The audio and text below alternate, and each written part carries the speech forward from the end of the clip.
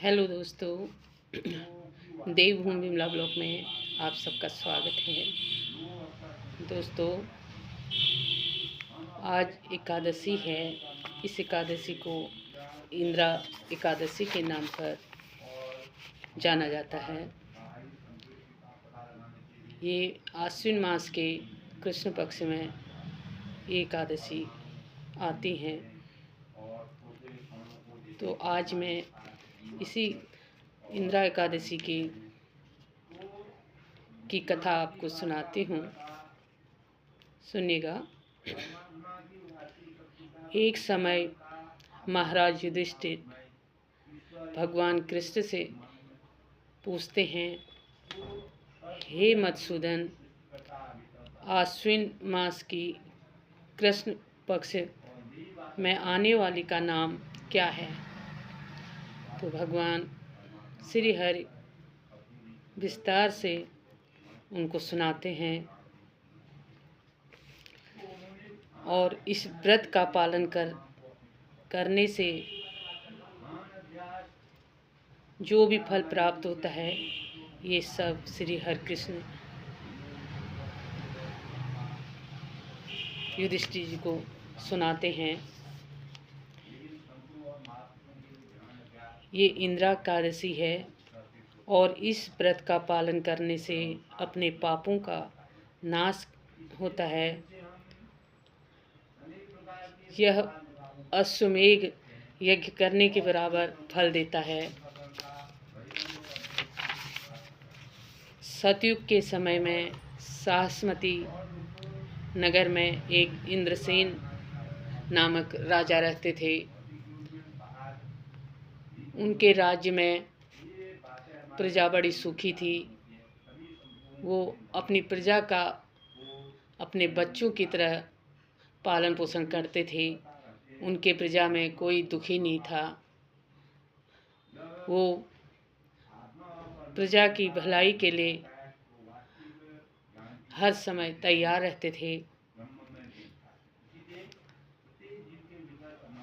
जब वो एक समय अपने नगर में सभा बुलाई और सब लोगों को सम्मानित किया और बैठाया, तो उसी समय उनको दिखा स्वर्ग के रास्ते होते हुए नारद जी अपने सिंहासन पर बैठे हुए कहीं भ्रमण कर रहे हैं। तो उनके मन में आया, क्यों नहीं नारद जी को अपनी सभा में बुला लूं। तो उन्होंने आग्रह करके, विनम्र करके नारद जी को अपनी सभा में आने का निमंत्रण दिया। तो नारद जी इंद्रसेन के सभा में आए। तो अग्रसेन ने पूछा कि नारद जी, आज यहाँ आने का क्या कारण था?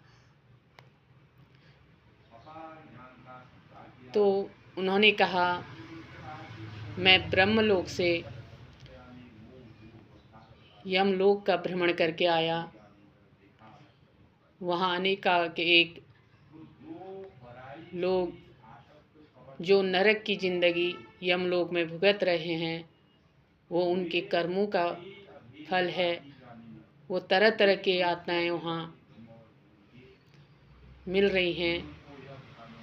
यह देखकर मैं बड़ा दुखी हूँ।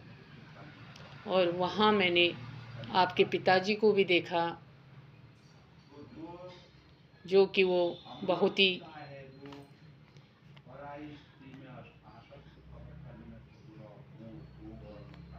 सौम्य, प्रजा का पालन, प्रजा की देख रेख में तत्पर ऐसे राजा थे। और वहाँ उनको यातनाएं मिल रही हैं। यह देखकर मैं बहुत दुखी हुआ।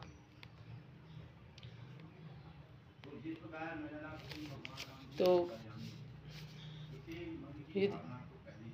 अग्रसेन ने पूछा, तो पिताजी ने हमारे लिए कुछ संदेश भेजा है। तो नारद जी बोले, उन्होंने आपके लिए एक संदेश भेजा है। उन्होंने इस एकादशी का व्रत नियम पूर्ण न करने की बात मुझे बताई और आपके लिए संदेश दिया है। जो मैंने एकादशी का व्रत इस एकादशी का इंदिरा एकादशी का व्रत मैं पूर्ण नहीं कर पाया, नियम से पहले ही मैंने उसको तोड़ दिया था, उसी का फल मैं अभी यहाँ मुझे जो भी यातनाएं मिल रही हैं वो पूर्ण न होने से ही मुझे ये यातनाएं मिल रही हैं। तो आपको उनकी यातनाएं ख़त्म करने के लिए, उनको स्वर्ग प्राप्ति के लिए आपको अपने घर में पूजा अर्चना और इंदिरा एकादशी का पारायण और श्राद्ध करके पंडितों को बुला के उनका स्वागत सम्मान, उनका भोज का प्रबंध, दक्षिणा, ये सब करने की आज्ञा दी है। इंद्रसेन ने भी नियम पूर्वक एकादशी का व्रत किया, इंदिरा एकादशी का व्रत किया, जो आश्विन मास के कृष्ण पक्ष में पड़ती हैं। तो उन्होंने श्रद्धा पूर्वक पंडितों को बुलाया और पूजा पाठ और शालिग्राम की पूजा करते हुए पंडितों को भोजन, वस्त्र, अनेकानेक दान करके पूजा संपन्न की, जिससे उनके पिताजी के जो भी यातनाएं थी वो समाप्त हो गई और उनको सीधे स्वर्ग का आसन मिल गया और उनको स्वर्गलोक को भेजा गया। तो इसीलिए इस एकादशी का व्रत श्रद्धापूर्वक करना चाहिए, नियम से करना चाहिए।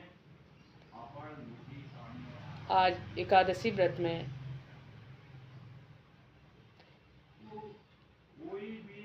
इस कथा को मेरा कहने का मतलब यही है कि हर एक को एक नियम से ही कोई भी कार्य करें तो उसमें पूर्ण रूप से, भाव रूप से, कर्म रूप से जितना हो सके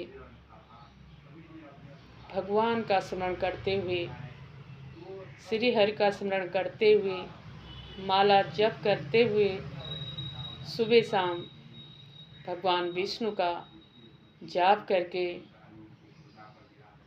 अपने पापों को, अपने कष्टों को कम कर सकते हैं। इसी कथा के साथ आप सबको इंदिरा एकादशी की ढेर सारी शुभकामनाएं। जय श्री राधे, जय श्री कृष्णा।